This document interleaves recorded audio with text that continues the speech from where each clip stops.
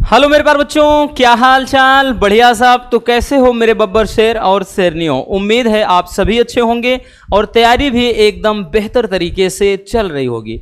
आपकी तैयारी में चार चांद लगाने के लिए फिर से हम हाजिर हैं एक और मज़ेदार, इंटरेस्टिंग, लाजवाब वीडियो के साथ। प्यारे बच्चों, आज के इस वीडियो में हम फिर से हिंदी का एक मॉडल पेपर लेकर के आए हैं 2025 बोर्ड एग्ज़ाम के लिए। क्योंकि भाई हमने पहले भी आपको बता दिया कि अदर सब्जेक्ट के चक्कर में ऐसा मत सोचिएगा कि भाई हिंदी को हम भूल जाएं, क्योंकि 100 नंबर का हिंदी भी होगा और कहीं ना कहीं ये आपका पहला पेपर होगा और स्कोरिंग सब्जेक्ट माना जाता है हिंदी को। इसलिए भाई हिंदी में पूरा हमको 90+ फोड़ना होगा।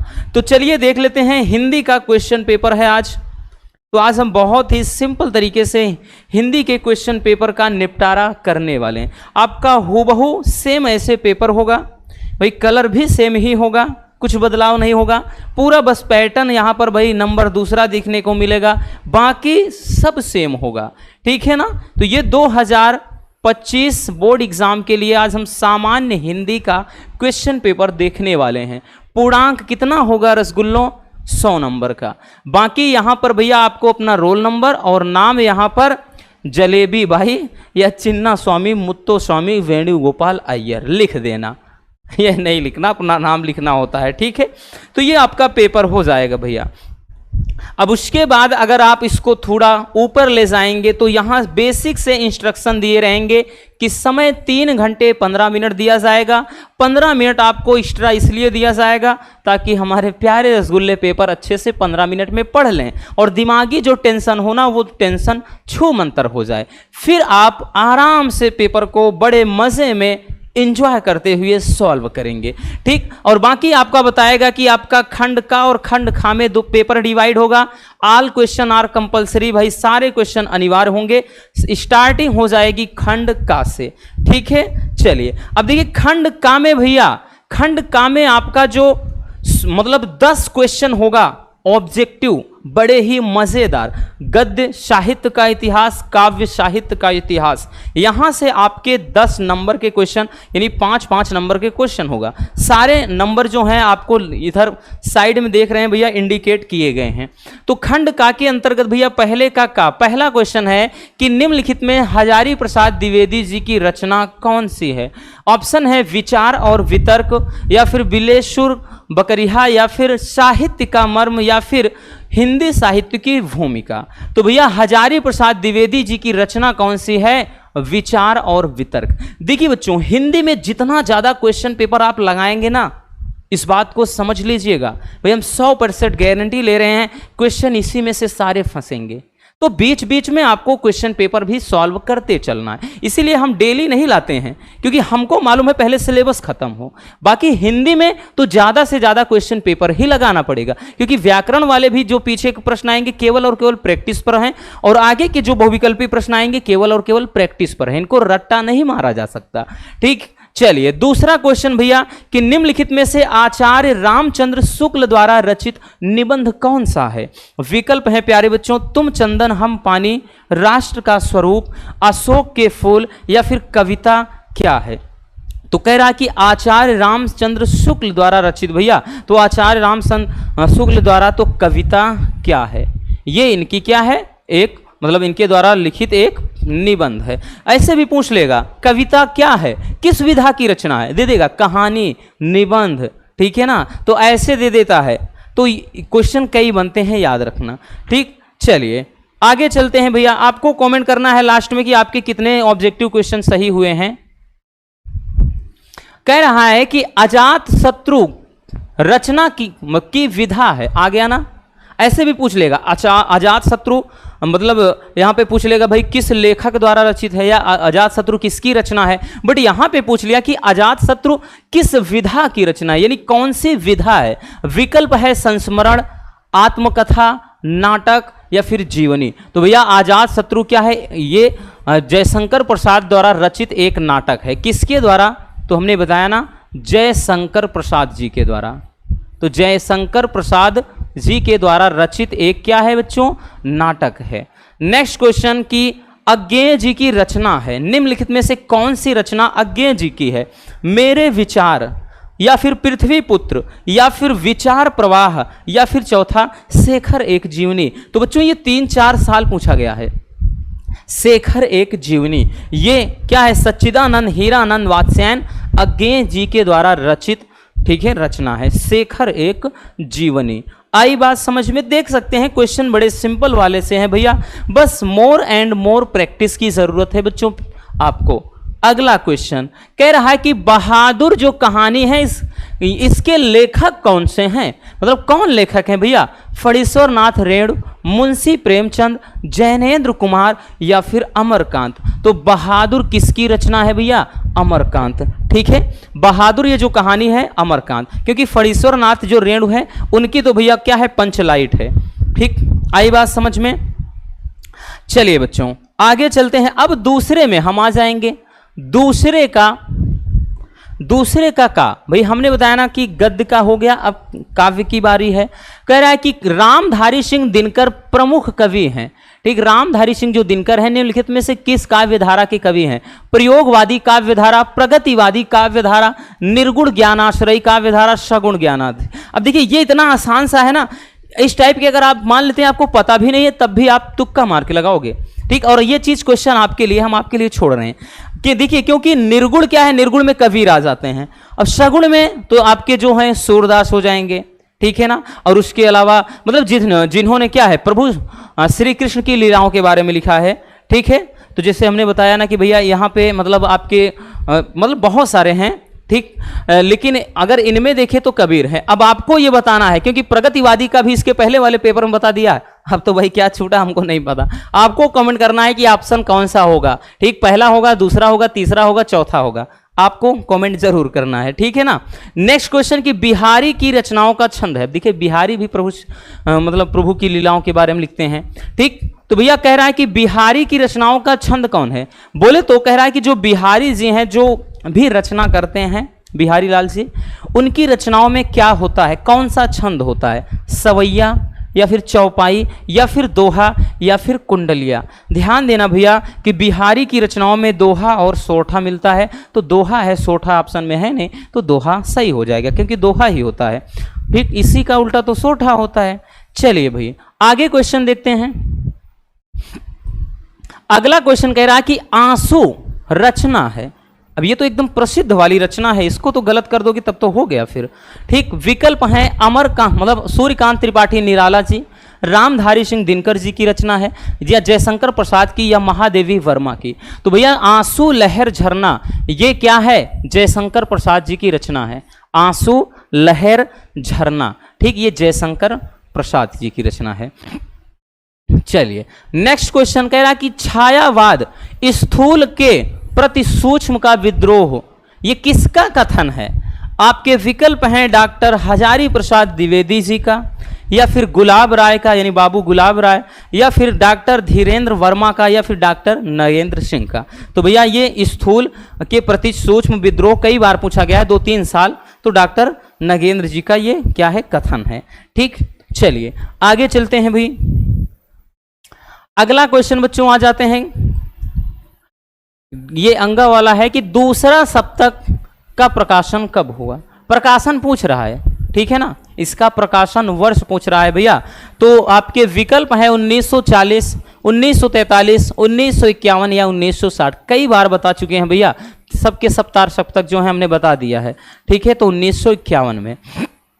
तो ये आपके कहते हैं कितने नंबर? 10 नंबर के बहुविकल्पी प्रश्न फिनिश होते हैं। अब बच्चों आपका जो मतलब तीसरा होगा भैया, 1 मिनट थोड़ा और छोटा करना पड़ेगा भाई, 1 मिनट थोड़ा इधर कर देते हैं। देखिए जो क्वेश्चन नंबर 3 होगा, दिख रहा है? 1 मिनट, शायद दिख नहीं रहा है। चलिए देखिए क्वेश्चन नंबर 3, दिए गए गद्यांश पर आधारित निम्नलिखित प्रश्नों के उत्तर दीजिए। तो भैया 5 क्वेश्चन होंगे, प्रत्येक क्वेश्चन 2 नंबर का, बोले तो इस तरह से 10 नंबर कैरी करेगा, ठीक। यानी ये आपका एक गद्यांश दिया रहेगा और परेशान भी नहीं होना रसगुल्लों, क्योंकि अथवा में भी देगा। आपको करना क्या है, इसको ढंग से पढ़ लेना है, नीचे दिए गए प्रश्नों का उत्तर आपको लिखना है। ठीक है, चलिए जैसे एक बार थोड़ा देख लेते हैं, ऐसे तेजी में भागते हुए समझ लेते हैं। ठीक है, देखिए कह रहा है कि माता अपने सब पुत्रों को समान भाव से चाहती है, इसी प्रकार पृथ्वी पर बसने वाले जन भी यानी बराबर हैं, लोग भी बराबर हैं, उसमें ऊंच और नीच का भाव नहीं है। जो मातृभूमि के साथ जुड़ा हुआ है वह समान अधिकार का भागी है। फिर आगे कह रहा पृथ्वी पर निवास करने वाले जनों का विस्तार अनंत है। नगर और जनपद, पुर और गांव, जंगल और पर्वत नाना प्रकार के जनों से भरे हुए हैं। कह रहा है कि ये जन अनेक प्रकार की भाषाएं बोलने वाले और अनेक धर्मों को मानने वाले हैं। फिर भी कह रहा है ये मातृभूमि के पुत्र हैं और इस कारण उनका जो सौहार्द भाव है वह अखंड है। सभ्यता और रहन सहन की दृष्टि से जन एक दूसरे के आगे पीछे हो सकते हैं, किंतु इस कारण से मातृभूमि के साथ उनका जो संबंध है उसमें भेदभाव नहीं हो सकता। पृथ्वी के विशाल प्रांगण में सब जातियों के लिए समान क्षेत्र है और समन्वय के मार्ग से भरपूर प्रगति और उन्नति करने वाले करने का सबको एक जैसा अधिकार है। किसी जन को पीछे छोड़कर राष्ट्र आगे नहीं बढ़ सकता। ठीक है, इसलिए राष्ट्र के प्रत्येक अंग की सुध हमें लेनी होगी। तो ये आपका है, अब कहने की जरूरत नहीं, कुछ बताने की जरूरत नहीं भैया। राष्ट्र का स्वरूप, ठीक है, राष्ट्र का स्वरूप चैप्टर से है। ठीक, एक मिनट, तो समझ में आ गया भाई किस चैप्टर से है। तो ये आपका चैप्टर हो जाएगा राष्ट्र का स्वरूप, वासुदेव शरण अग्रवाल। चलिए क्वेश्चन पर आते हैं।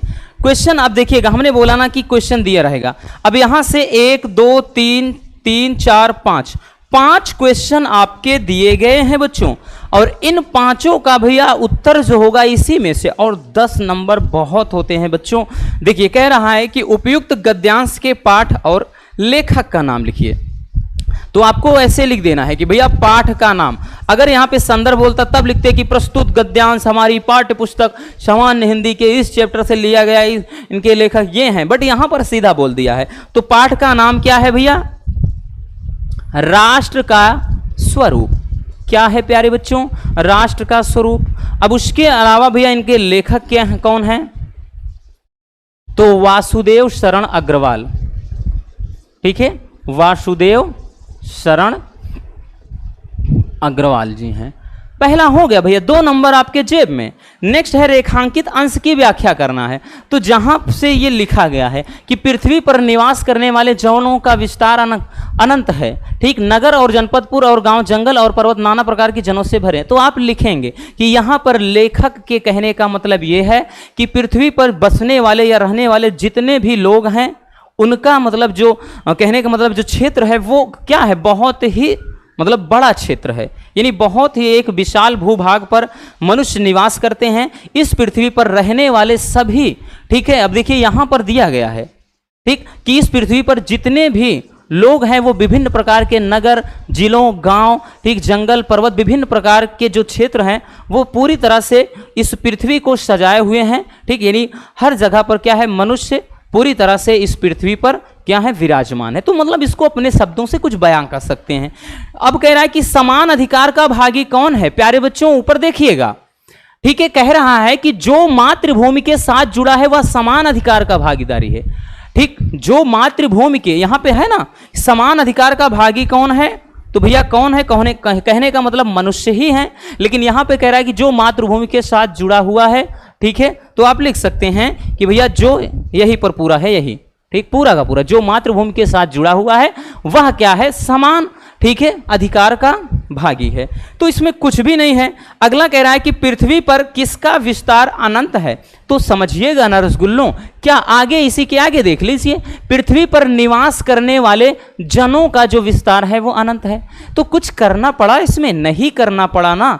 बहुत कर सकते हैं कि जैसे मान लेते हैं आपको चैप्टर का नाम पता नहीं, लेखक का नाम पता नहीं, तो बहुत छूटेगा एक क्वेश्चन यानी 2 नंबर का, बाकी 8 नंबर तो आपके जेब में है। तो यहां पर फटाक से लिख देंगे भैया कि पृथ्वी पर निवास करने वाले लोगों का विस्तार अनंत है। आगे कह रहा है कि भैया देखिएगा, आगे बोल रहा है कि समा मतलब अनंत और जनपद का अर्थ लिखिएगा भैया। तो भैया अनंत का मतलब क्या है?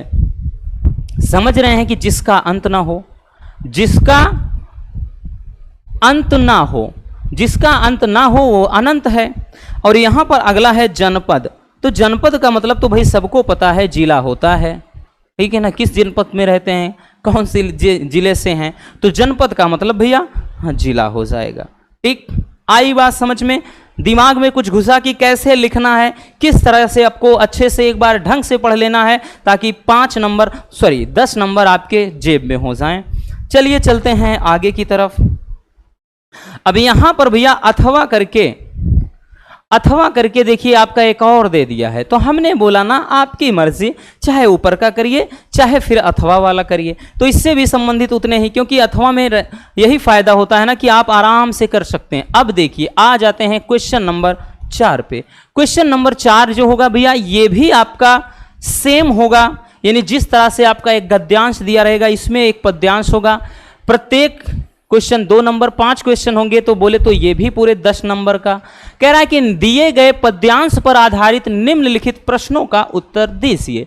अब देखिए कह रहा है कि निज जन जन्म में सुने जीव यह मेरा, धिक्कार था मतलब धिक्कार उसे था महास्वार्थ ने घेरा, 100 बार धन्य वह एक लाल की माई, जिस जननी है ने है जना भरत सा भाई, पागल सी प्रभु के साथ सभा चिल्लाई, 100 बार धन्य वह एक लाल की माई। देखिए बड़ा ही प्यारा सा एक पद्यांश है, कैकेयी का अनुताप। कैकेयी का जो पश्चाताप वाला चैप्टर होता है मैथिली शरण गुप्त जी का, दूसरा ही चैप्टर। पहला तो पवन दूती का है, हरिऔध जी की रचना है, ठीक, मतलब और दूसरा है कि यहाँ पर कैकेयी का अनुताप। तो यहाँ पर अब देखिए बोल रहा कि उपयुक्त पद्यांश का शीर्षक और कवि का नाम। शीर्षक बोले तो चैप्टर का नाम क्या है? शीर्षक। तो शीर्षक कौन है भैया? चैप्टर का नाम है पवन कह रहे हैं, कैकेयी का अनुताप। कैकेयी का अनुताप बोले तो पश्चाताप। ठीक, अब इसके बाद भैया कवि कौन से हैं, मतलब तो मैथिली शरण गुप्त, मैथिली शरण गुप्त। ठीक, अब आगे चलते हैं। कह रहा है कि रेखांकित अंश की व्याख्या। तो यहां पर इतना जो रेखांकित अंश है कि निज जन्म जन्म में सुने जीव यह मेरा, धिक्कार उसे था महास्वार्थ ने घेरा। तो लिखेंगे कि कैकेयी अपने किए पर बहुत ही ज्यादा शर्मिंदा हैं, मतलब जो उन्होंने प्रभु श्री राम को वनवास के लिए बोल दिया था। तो लिखेंगे आप कि भैया यहाँ पर कवि कहता है कि कैकेयी अपने किए पर बहुत ज़्यादा शर्मिंदा है, उनको पछतावा होता है और अपने आप को कोसते हुए अपने आप को दोषी मानते हैं और बोलती हैं कि अब तो मतलब जन्म जन्म में, ठीक है, यानी वही कह रहा है कि निज जन्म जन्म में सुने जीव यह मेरा, अब तो जन्मों जन्मांतर तक मेरे अंदर से अंतरात्मा से सिर्फ एक ही बात आएगी कि धिक्कार है उस रानी को, अर्थात अपने आप को कह रही हैं कि धिक्कार है उस रानी को जिसे स्वार्थ ने घेर लिया था, जो स्वार्थ में क्या थी, एकदम अंधी हो गई थी। तो ये चीज हो जाएगा भैया व्याख्या में। आई बात समझ में रसगुल्लों? अब आगे देखिएगा, देखिए कह रहा है कि कैकेयी स्वयं को धिक्कारती हुए क्या कहती हैं। ठीक भैया, कह रहा है कि कैकेयी स्वयं को धिक्कारते हुए, थोड़ा ऊपर चलेंगे, ये वाला क्वेश्चन भी ले लेते हैं, ठीक है। यहां पे समझिएगा कि भैया कैकेयी कह रहा है कि स्वयं को धिक्कारते हुए क्या कहते हैं। तो स्वयं को धिक्कारते हुए क्या बोल रही हैं? देखिए पूरा अभी जो व्याख्या लिखा वही तो कह रहा है भैया कि अपने आप को धिक्कारते हुए लिखेंगे, इसको छोटा लिखेंगे क्योंकि व्याख्या था तो बड़ा लिखना था। अब लिखेंगे कि कैकेयी धिक्कारते हुए अपने आप को कहती हैं कि भैया धिक्कार है हमारी जिंदगी पर कि हमें स्वार्थ ने अंधा कर दिया था। बस हो गया बबुआ, ठीक है ये चीज। अगला है कि कैकेयी के प्रायश्चित के बाद श्री राम उनसे क्या कहते हैं, प्रभु श्री राम क्या कहते हैं। तो यहां पर है ना कि भैया 100 बार धन्य की वह, मतलब 100 बार धन्य वह एक लाल की माई, और जिस जननी ने है जना, क्या है भैया, भरत सा भाई। ठीक, तो यहां पर क्या है, मतलब सभी प्रभु श्री राम यह कहते हैं कि धन्य है वो माँ, ठीक, धन्य है वो एक लाल की माता जिसने भरत जैसा भाई, मतलब भरत जैसे भाई को जन्म दिया है। ठीक है, आगे अब देखें क्या है। तो आगे देखिए क्या कह रहा है कि प्रभु राम के साथ कैकेयी के अपराध का अपमार्जन करती हुई सभा क्या चिल्ला उठी। तो सभा क्या चिल्लाती है कि पागल सी प्रभु के साथ सभा चिल्लाई कि 100 बार धन्य वह एक लाल की माई। तो लिखेंगे कि प्रभु के साथ जो सभा है यही चिल्लाकर बोलती हैं कि 100 बार धन्य है वो एक लाल की माई। ठीक है ना। तो बस भैया देखिए पूरा खेल खत्म हो गया। तो इस तरीके से बस थोड़ा सा रसगुल्लों, थोड़ा सा दिमाग लगाना है और आपको पूरे नंबर मिल जाएंगे। ठीक है बबुआ, चलिए आगे चलते हैं। अब भाई आगे आ जाते हैं। तो कि देखिए इसमें भी क्या होगा, अथवा होगा। ये तो भाई इस नीचे वाले का शायद एक क्वेश्चन यहाँ चला गया है, 5 ही आता है। अथवा में जैसे एक और दे दिया है, अथवा में दे दिया है कि कौन तुम संस्कृति जल निधि तीर तरंगों से फेंकी एक मणि एक कर रहे निर्जन का चुपचाप प्रभा की धारा से अभिषेक मधुर विश्रांत और एकांत जगत का सुलझा हुआ रहस्य एक करुणामय सुंदर मौन और चंचल मन का आलस्य। मतलब यहाँ पर यह है आपका श्रद्धा और मनु चैप्टर से, श्रद्धा और मनु चैप्टर से है भैया। तो यहाँ पर क्या है कि कौन तुम संस्कृति जलनिधि तीर। तो यहां पर वही जो श्रद्धा मनुष्य कहते हैं कि हे पुरुष तुम कौन हो, जो मतलब क्या है, जैसे समुद्र क्या है अपने तट पर किनारों पर क्या करता है, मोती को बिखेर देता है, ठीक उसी तरह तुम एक सुनसान स्थान पे एक मणि की तरह चमक रहे हो और जगत का एक सुलझा हुआ मतलब रहस्य प्रतीत होते हैं, अर्थात तुम कौन है। तो ये इंट्रोडक्शन लेते हुए कहती हैं इस चैप्टर से। हमने बताया ना आपकी मर्जी भाई, चाहे आप एक करें, चाहे आप मतलब चाहे आप ऊपर वाला करें, चाहे अथवा करके नीचे वाला करें, आपको भाई आपकी मर्जी है। ठीक है, तो हमने एक बता दिया आपको। अब देखिए आपका जो क्वेश्चन नंबर 5 होगा, क्वेश्चन नंबर 5 में क्या बोलेगा कि निम्नलिखित में से किसी एक लेखक का साहित्यिक परिचय देते हुए उनकी प्रमुख कृतियों का उल्लेख करना है। अधिकतम शब्द सीमा भैया कितना है, 80 है। तो 80 शब्दों में लिखना है। जैसे वासुदेव शरण अग्रवाल, प्रोफेसर जी सुंदर रेड्डी और उसके बाद हजारी प्रसाद द्विवेदी, तो किन्हीं एक का लिख देना है आपको। और टॉपिक कितने नंबर का आएगा, 5 नंबर का आएगा, देख सकते हैं वहां पर। ठीक, अगला आपका जो भाई काव्य साहित्य से भी होगा कि निम्नलिखित में से किसी एक कवि का बोलेगा साहित्यिक परिचय देते हुए कृतियां लिखना है। अधिकतम शब्द सीमा 80। तो जैसे यहाँ महादेवी वर्मा, रामधारी सिंह दिनकर और पंत जी, तो इनमें से किसी एक का लिख देना है 5 नंबर का। तो इस तरह से ये टॉपिक आपका 5 नंबर का होता है। ठीक, अब इसके बाद जो आगे आएगा वो कहानी आएगा। तो कहानी वाला भी भैया 5 ही नंबर में पूछा जाता है। तो कहानी में देखिए क्वेश्चन नंबर 6 कि पंचलाइट अथवा बहादुर कहानी का सारांश अपने शब्दों में लिखिए। अधिकतम शब्द सीमा 80 होगा, 5 नंबर का क्वेश्चन होगा। या फिर अथवा में बोला ना कि उद्देश्य से पूछा जाता है, तो ध्रुव यात्रा अथवा बहादुर कहानी का के उद्देश्य पर प्रकाश डालिए। ठीक, ये चीज ये तो हम सब करवा ही रहे हैं, ठीक है ना, 80 शब्दों में। ठीक, तो ये चीज आपको लिखना होगा। अब उसके बाद भैया आपका क्वेश्चन नंबर 7 खंड जो का होगा उसका ये 7वां क्वेश्चन लास्ट होगा, यानी खंड का। तो इसमें कहेगा स्वपठित खंड काव्य के आधार पर किसी एक प्रश्न का उत्तर देना। अधिकतम शब्द सीमा 80। ये भी बच्चों 5 ही नंबर का आएगा।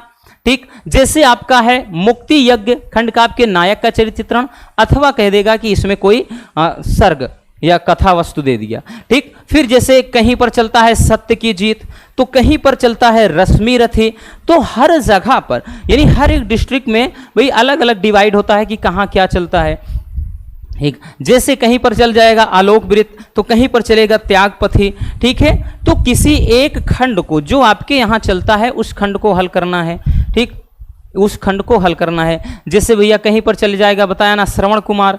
ठीक, तो ये चीज आपको करना होगा, किसी एक खंड का निपटारा करना होगा। अब आपका आ जाएगा बच्चों, ठीक है, खंड। अच्छा, इसके अंतर्गत अभी 1 मिनट, हाँ, अब देखिए यहां से खंड खा शुरू हो जाता है। यहां पर लिखा ही नहीं है भाई, लिखा ही नहीं है बच्चों। ठीक, खंड खा, ये क्वेश्चन नंबर 8 जो होगा इसकी स्टार्टिंग जो हो जाएगी बच्चों ये खंड खा से। ठीक, यानी ये क्वेश्चन आपका खंड खा के अंतर्गत याद आएगा। ठीक है ना भैया, खंड खा बोला ना कि 2 खंडों में विभाजित होता है, तो खंड खा का है, लिखा नहीं, भूल गया। ठीक है ना, तो यहां पर तो जैसे क्वेश्चन नंबर 8 का है कि दिए गए संस्कृत गद्यांशों में से किसी एक का संदर्भ, ठीक, हिंदी में संदर्भ सहित हिंदी में अनुवाद करना है। तो संदर्भ इसमें कैसे लिखना होगा कि प्रस्तुत संस्कृत गद्यांश हमारी पाठ्य पुस्तक संस्कृत दिग्दर्शिका के इस फला चैप्टर से लिया गया है। हो गया इसमें संदर्भ। अब हम हेडिंग बनाएंगे वही चीज अनुवाद। अनुवाद में जैसे यहां पर देखिए इसमें भी 2 देगा अथवा अथवा करके और 7 नंबर का देगा बबुआ, याद रखना। जैसे दिया है कि धन्नो अयम भारत देशा यत्र सम्मुलसति जनमानस पावनी मतलब भव्य भावनी शब्द संदोह प्रवशनी सुर भारती विद्यमानेषु निखिलेष्वपि वाङ्मयेषु अस्यां किरास्या वाङ्मयं सर्वश्रेष्ठ सुसंपन्नं च वर्तते। इयमेव भाषा संस्कृत नाम्नापि लोके पतिता अस्ति। अस्माकं रामायण महाभारत तय ऐतिहासिक ग्रंथाः चत्वारो वेदाः सर्वा उपनिषदाः कह रहा है कि 8-10 पुराणानि अन्यानि च महाकाव्य नाटकानि अस्यामेव भाषायाम लिखितानि सन्ति। देखिए कह रहा है कि भैया ये क्या है, अब तो समझ गए हो कि संस्कृत भाषायां महत्वम चैप्टर से है। यहाँ पर क्या कह रहा है कि भाई धन्य है वो भारत देश जहाँ देखिए यत्र सम्मुलसति, कहा कह रहा है कि जहां पर जनमानस को पवित्र करने वाली, अच्छे भावों को प्रकट करने वाली, शब्दों के संदेह को प्रकट करने वाली सुर भारती अर्थात संस्कृत भाषा विराजमान है। ठीक है, विद्यमान में कह रहा है कि विद्यमान में यानी आज के वर्तमान समय में कह रहा है कि जो भी क्या है मतलब जो भी बोलते हैं जिसको बोला जाता है भैया यहाँ पर, ठीक है, मतलब वाङ्मयम जिसको क्या बोलते हैं, दिमाग से उतर गया, मतलब जितने भी वो ग्रंथ हैं, कह रहा है कि इसमें इस साहित्य कह लें कि वर्तमान समय में जितने भी साहित्य हैं इसमें से इसका साहित्य सर्वश्रेष्ठ है और सुसंपन्न है। फिर कह रहा है कि यह भाषा संस्कृत मतलब ये भाषा संस्कृत भाषा के नाम से संसार में क्या है प्रसिद्ध है। फिर कह रहा है कि हमारे रामायण, ठीक है, महाभारत जैसे ऐतिहासिक ग्रंथ, चारों वेद, सभी उपनिषद, 18 पुराण, ठीक है, ये कह रहा है कि जो अन्य महाकाव्य और नाटक इसी भाषा में लिखे गए हैं। ठीक, तो ये चीज था। अथवा में अब आपके सामने एक और होगा, चाहे आप उसका अर्थ लिख देंगे, ठीक है, यहां पर आप चाहे एक दिया गया है इसका लिख सकते हैं, ठीक है, तो आपकी मर्जी, आपको एक करना होगा भैया। ठीक, अब उसके बाद खंड खा के अंतर्गत आपका यानी 8वें का दूसरा क्वेश्चन, ठीक, खा के अंतर्गत यानी पहले का खा कह रहा है कि दिए गए पद्यांशों में किसी एक का संदर्भ क्या है अपने हिंदी में, मतलब ये क्या करना है, अनुवाद करना है। तो ये एक श्लोक है, इसमें भी अथवा में करके 2 आएगा। जैसे यहाँ पर है कि परोक्षे कार्य हंतारम प्रत्यक्षे प्रियवादिनम वर्जिते तादृशम मित्रम विष कुंभम पयोमुखम। ठीक, यहाँ पर आपको लिखेंगे वही चीज़ की प्रस्तुत श्लोक हमारी पाठ्य पुस्तक संस्कृत दिग्दर्शिका के सुभाषित रत्नानी नामक पाठ से अवतरित है। फिर यहाँ लिखेंगे इसका अर्थ यही कि भाई कि कह रहा है कि प्रत्यक्ष मतलब परोक्षे कार्य हंतारम प्रत्यक्षे प्रियवादिनम। ठीक, यानी ऐसे व्यक्ति जो हमारे सामने मीठा बोल बोलें और हमारे पीठ पीछे हमारी बुराई करें, काम को बिगाड़ें, ऐसे मित्रों को ठीक उसी प्रकार से त्याग कर देना चाहिए, छोड़ देना चाहिए। जैसे क्या होता है कि भैया मतलब जहर से भरे हुए और मुख पर जहर मतलब जहर से भरे हुए और मुख पर दूध लगे हुए घड़े को त्याग दिया जाता है। कहने का मतलब यह है कि जैसे एक घड़ा हो और घड़े के अंदर पूरा जहर भरा हो, ऊपर एक पातर सी मतलब एक पतली सी लेयर हो जाए दूध की तरह, तो लगेगा तो भाई कि पूरा दूध भरा है लेकिन अंदर जहर है। तो वही कह रहा है कि जैसे उस घड़े को त्याग देते हैं लोग, उसी तरह के ऐसे मित्र को छोड़ देना चाहिए जो आपके सामने अच्छा बनने का दिखावा करते हैं, आपके सामने आपकी बड़ाई करते हैं, लेकिन पीठ पीछे क्या है, आपकी बुराई करते हैं, यानी आपके भैया आपका हमेशा बुरा चाहते हैं। अथवा में दे दिया है कि उदेति सविता ताम्रस ताम्रा एवास्तमेति चा संपत्तो चा विपत्तो चा महता में एक रूपता। यानी यहाँ पर है कि भैया आपने बहुत पहले ही इसको पढ़ा होगा कि सूर्य उगते समय और डूबते समय ये ताम्र यानी एक लाल रंग का होता है, ठीक है ना, अर्थात जैसे भाई इसी तरह से होता है, यानी उगते समय और डूबते समय एक जैसे होता है। ठीक उसी प्रकार कह रहा है संपत्तो चा विपत्तो चा महत्ता में एक रूपता। इसी प्रकार चाहे सुख आए चाहे दुख आए, जो महान पुरुष होते हैं, धीर पुरुष होते हैं, ठीक, वो जरा सी भी विचलित नहीं होते हैं, मतलब वो भी क्या है, एक जैसे सदैव रहते हैं। ठीक, चलिए अब उसके बाद आपका आ जाएगा क्वेश्चन नंबर 9। क्वेश्चन नंबर जो 9 आएगा बबुआ, क्वेश्चन नंबर 9 में क्या होगा भैया, निम्नलिखित मुहावरों में से किसी एक का अर्थ लिखना होगा और 2 नंबर का क्वेश्चन होगा। ठीक है, जैसे कह रहा है कि अपना उल्लू सीधा करना, तो अपना काम निकालना, अपना काम निकालना। तो आप अब इसमें भाई कोई भी, ये तो अर्थ है, कुछ भी बना सकते हो कि आज के टाइम पे लोग सिर्फ अपना उल्लू सीधा करने में लगे हैं। ईद का चांद होना, तो भैया बहुत दिनों बाद दिखाई देना, बहुत दिनों बाद दिखाई देना तो लिख सकते हैं ना। जैसे महेश ने जैसे सुरेश को देखा तो बोलता है भाई क्या बात है, तुम तो ईद के चांद हो गए हो। काला अक्षर भैंस बराबर, तो अनपढ़ होना, अनपढ़ होना यानी पढ़ा लिखा ना होना। बोलते ना भी कि अनपढ़ के लिए काला अक्षर भैंस बराबर है। ठीक, अगला है कि कान पर जूं ना रेंगना, यानी कोई फर्क ना पड़ना, कोई फर्क ना पड़ना। बोलते ना कि भैया मैं चाहे जितना हल्ला मचाऊं, ठीक, मेरे ऐसे दो नालायक बेटे हैं जिनके कान पर जूं नहीं रेंगती। तो ऐसे आप कोई भी, हम तो सबको बता दिए बट आपको एक ही करना होगा भैया। अब आपका जो 10वां क्वेश्चन होगा बच्चों, 10वां क्वेश्चन जो होगा भैया ये भी अपठित गद्यांश का होगा। इसमें भी आपके भाई अथवा करके रहेंगे, दिक्कत नहीं बच्चों, आपको एक करना होगा जिसे यहाँ पे अपठित गद्यांश यानी आपको पढ़ना है। इससे संबंधित ये जो पढ़ेंगे पूरा, नीचे आपके 3 क्वेश्चन दिए रहेंगे, 5 नंबर का होगा। तो यहाँ पर एक गद्यांश भारी भरकम सा दे दिया है। ठीक, आपको इसको ढंग से, अगर आप चाहते हैं तो ढंग से वीडियो को रोककर आप लोग इसको पढ़ लीजिए अच्छे से, ठीक है ना। एक बार रोककर पढ़ लीजिएगा और उसके बाद ये जो 3 क्वेश्चन दिखाई पड़ रहा है, लेखक के अनुसार इच्छा लोभ आदि का क्या परिणाम होता है, ठीक, उसके बाद आदर्शों की रक्षा के लिए सत्पुरुष का कह रहा है कि क्या रुख होना चाहिए, या इच्छाओं का उद्दत यहाँ है उदात्तीकरण का अर्थ स्पष्ट कीजिए। तो आप इसको ढंग से पढ़ेंगे जब इत्मीनान से, उसके बाद आप इसका अच्छे से अर्थ निकाल लेंगे, क्योंकि इन सब का उत्तर इसी में है। ठीक है, तो यहाँ पर इसको हम कई बार भी करवा चुके हैं। अब जैसे अथवा में भी आपका एक और करके दिया रहेगा, ठीक, तो आप चाहे जो करिए एक करना होगा, याद रखना। ठीक, तो इससे संबंधित भी नीचे 3 प्रश्न दिए रहेंगे। तो ये आपका हो जाएगा 10वें में। पहले इसकी जगह पर क्या पूछता था, तो पहले हमने बताया ना संधि विच्छेद विभक्ति वचन आता था। अब जैसे 11 का कि अब यहां से पूरा व्याकरण वाले क्वेश्चन होंगे। निम्नलिखित शब्द युग्मों का सही अर्थ चयन करके लिखिए। अनिष्ट और अनिष्ट इसका क्या है, मतलब ये जो एक मिलते जुलते हैं जिसमें सूक्ष्म अंतर होता है। तो बुरा और निष्ठा रहित, दूरस्थ और अविचल, अनंत और अंतिम, या फिर अतिरिक्त और कठोर। तो देखिए अनिष्ट का मतलब होता है बच्चों, मतलब किसी का भला ना चाहना, ठीक है, यानी किसी का हानि चाहना, मतलब चाहना, या फिर हम जिसको कह लें बुरा। ठीक, और अनिष्ट का मतलब होता है मतलब निष्ठावान ना होना, यानी निष्ठा रहित। ठीक है, तो भैया पहला ही हो जाएगा बच्चों कि बुरा और निष्ठा रहित। दूसरा है कि मात्र और मातृ क्या है, तो विकल्प है मंत्र और मान्य, केवल और माता, मलिन और मृदु, मैत्री और मुग्ध। तो भैया मात्र का मतलब होता है केवल, है ना, केवल ओनली, और मातृ का मतलब ही होता है माता, तो केवल और माता। ठीक, ये वाला विकल्प सही हो जाएगा। ठीक है बबुआ, चलिए आगे चलते हैं भाई। अब इसके अंतर्गत जो खा है, इसके अंतर्गत ध्यान से समझना। यहां पर खा वाले में देखिए कह रहा है कि निम्नलिखित शब्दों में से किसी एक शब्द के 2 अर्थ लिखना है।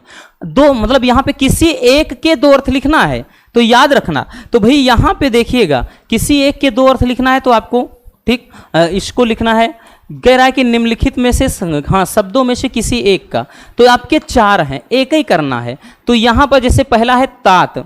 ठीक, तात का मतलब क्या हो जाता है, तो भैया जैसे तात का मतलब पिता भी होता है, और एक तात का मतलब तप्त भी होता है। ठीक है, यानी जिसको गर्म बोलते हैं, ठीक ना, वही चीज तप्त या गर्म।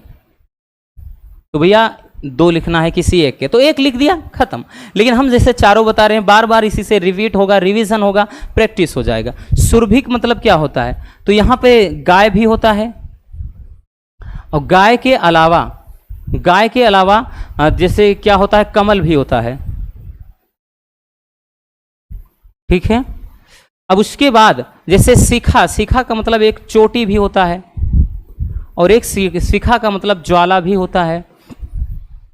मधु का मतलब क्या होता है, शहद भी, शहद कह लें, अमृत कह लें। ठीक, तो इस तरीके से किसी एक का, हालांकि यहाँ पे 1 लिखा है, लेकिन हाँ ये 2 नंबर में आता है मे बी।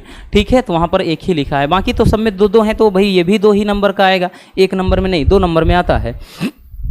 चलिए बच्चों, ठीक है, आगे चलते हैं। अब आगे देखिएगा भाई, आगे है कह रहा है कि निम्नलिखित वाक्यांशों के लिए एक सही शब्द का चयन करिए। कह रहा है जो कम बोलता है उसे क्या कहते हैं? असंवादी, मितभाषी, बातूनी या विवादी। तो बच्चों जो कम बोलता है उसको मितभाषी कहा जाता है भैया।